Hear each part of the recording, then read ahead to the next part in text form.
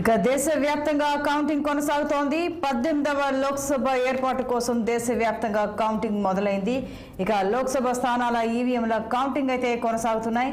ఇక ఈవీఎంలలో ఒక్కో రౌండ్కు 20 నుంచి 25 నిమిషాల సమయం పడుతోంది. ఇక ఏపీలో పోస్టల్ బ్యాలెట్ ఓట్ల లెక్కింపు అయితే ప్రారంభమైంది.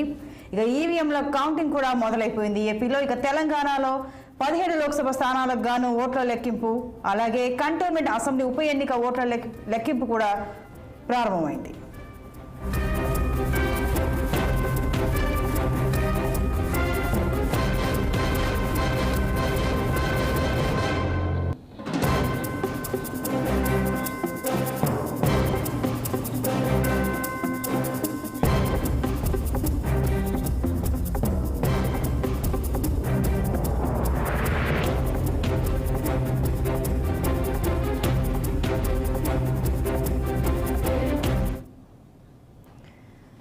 ఇక 2 తెలుగు రాష్ట్రాలతో పాటు ఓవరాల్గా దేశవ్యాప్తంగా కౌంటింగ్ అయితే ప్రారంభమైంది. మరింత సమాచారం మా కొలీగ్ ఆనంద్ అందిస్తారు. Anand, over to you. Right Santoshi, మనం చూసుకున్నట్లయితే ఏపీ వైడ్ గా మనం చూస్తే డిస్ట్రిక్ట్ల వారిగా మనం చూస్తాం ఎవరు ఏ పార్టీ లీడ్ లో ఉందనేది ఇప్పుడు ఒకసారి క్లియర్ గా చూస్తాం. ప్రజెంట్ వచ్చేసి ఏపీ విషయానికి వస్తే ఇక్కడ పార్టీ వైజ్ గా మనం చూస్తున్నాం. తెలుగుదేశం పార్టీకి సంబంధించి 108 స్థానాల్లో ఆధిక్యం కొనసాగుతున్నట్టుగా మనం చూడొచ్చు. ఇక మరొక పార్టీ విషయానికి వస్తే తెలుగుదేశం పార్టీ 108 స్థానాల్లో ఉంది. ఇక వైకాపా వైఎస్ఆర్ కాంగ్రెస్ పార్టీ వచ్చేసి 15 స్థానాల్లో లీడింగ్ లో కొనసాగుతా ఉంది. దాంతో పాటు జనసేన కూడా అనూహ్య పరిణామాల్లో చూస్తున్నాం మనం.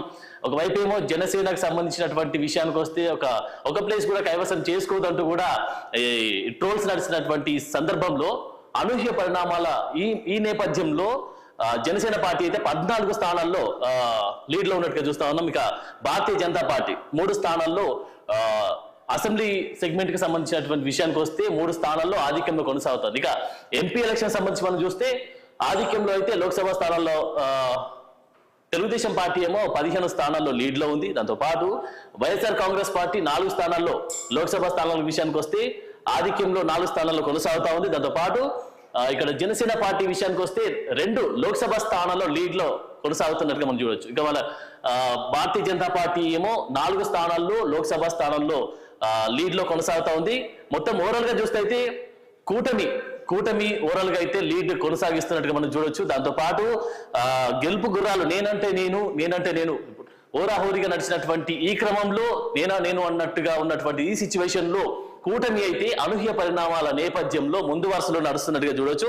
ఇక లోక్సభ విషయానికి తెలంగాణ లోక్సభ విషయానికి వస్తే కాంగ్రెస్ పార్టీ ఏమో ఆధిక్యంలో 8 స్థానాల్లో 8 ప్లేస్లో ఆధిక్యంలో కొనసాగుతా ఉంది. దాంతో పాటు భారతీయ రాష్ట్ర సమితి బీఆర్ఎస్ 1 స్థానంలో లీడ్ లో నడుస్తా ఉంది. దాంతో పాటు భారతీయ జనతా పార్టీ 7 స్థానాల్లో, మజ్లిస్ 1 స్థానంలో లీడ్ లో కొనసాగుతా ఉంది. ఇక ఓవరాల్ గా మనం చూస్తా ఉన్నాం నేషనల్ వైడ్ గా చూస్తే మనం ఉత్తరప్రదేశ్ లో ఆధిక్యంలో భారతీయ జనతా పార్టీ లీడ్ లో కొనసాగుతా ఉంది. దాంతో పాటు పశ్చిమ బెంగాల్లో ఏఐటిసి ఆధిక్యంలో కొనసాగుతా ఉంది. మహారాష్ట్రలో చూస్తే భారతీయ జనతా పార్టీ ఆధిక్యం కొనసాగుతుంది. ఇక కర్ణాటక విషయానికి వస్తే భారతీయ జనతా పార్టీ లీడ్ లో ఉంది.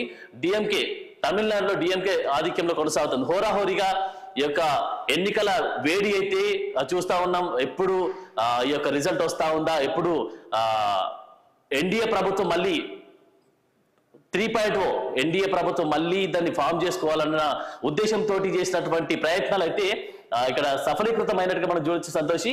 సో ఓవరాల్ గా చూస్తా ఉన్నాం.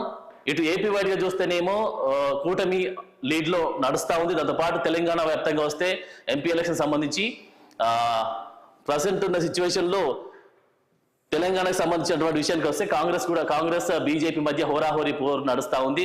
మనం ఓవరాల్ గా చూస్తా ఉన్నాం. దాంతో పాటు ఇక నేషనల్ వైడ్ గా వస్తే మాత్రం ఎన్డీఏ కూటమి మాత్రం మళ్ళీ 3rd టైం యొక్క పగ్గాలు చేపట్టేటువంటి అవకాశం అయితే కనిపిస్తా ఉంది సంతోష్. Thank you.